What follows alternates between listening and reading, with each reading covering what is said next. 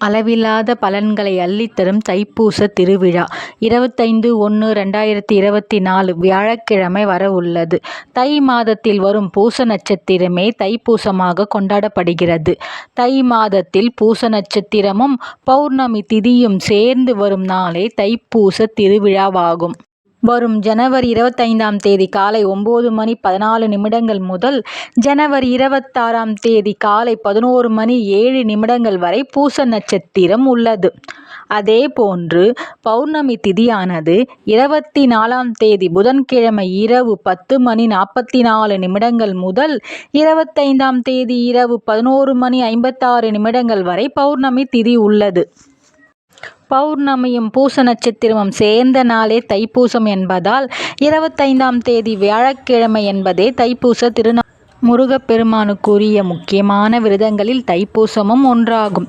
உலகம் முழுவதும் உள்ள முருகன் கோவில்களில் தைப்பூச பெருவிழாவானது வெகு விமர்சையாக கொண்டாடப்படுகிறது. வேண்டுதல்களை நிறைவேற்ற விரதமிருந்து வரும் பக்தர்கள் பால்குடம் ஏந்தியும் காவடி எடுத்தும் அலகு குத்தியும் தேர் இழுத்தும் தங்களது நேர்த்திக் கடன்களை நிறைவேற்றி வருகிறார்கள். தைப்பூச விழாவானது எதற்காக கொண்டாடப்படுகிறது என்பதற்கு பல புராண கதைகள் சொல்லப்படுவதும் ஒன்று. முனிவர்களை பலவிதமாக துன்பப்படுத்தி வந்த தாரகாசூரன் என்ற அசுரனை முருகப்பெருமான் இந்நாளில் வதம் செய்ததாக புராணங்கள் கூறுகிறது. முருகப்பெருமான் வள்ளியை திருமணம் செய்து கொண்டதும் இந்நாளிலே. அன்னை பராசக்தியின் மொத்த சக்தியும் உள்ளடக்கிய சக்தி வேலை வாங்கியதும் இந்நாளில்தான். தனது தந்தையான ஈசனுக்கே பிரணவ மந்திரத்தை உபதேசம் செய்ததும் இந்நாளில்தான். வள்ளியை திருமணம் செய்ததால் ஊடல் கொண்ட தெய்வானையை சமாதானம் செய்து வள்ளி தெய்வான சமேதராக காட்சி தந்ததும் இந்த தைப்பூச நாளில்தான். இந்நாளில் விரதம் இருந்து முருகப்பெருமானை வழிபட தொட்ட காரியங்கள் அனைத்திலும் வெற்றி கிடைக்கும்.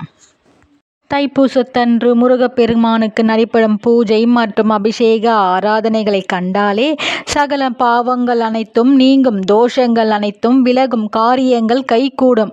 அளவிலா பலன்களை அள்ளித்தரும் தைப்பூசத்தன்று விரதம் இருந்து முருகப்பெருமானை வணங்க வேண்டிய வரங்கள் யாவும் அள்ளித்தருவார் முருகப்பெருமான். அந்நாளில் அதிகாலையில் எழுந்து நீராடி விளக்கேற்றி வீட்டில் பூஜை செய்து அன்று முழுவதும் உபவாசம் இருந்து முருகப்பெருமானை வணங்க வேண்டும்.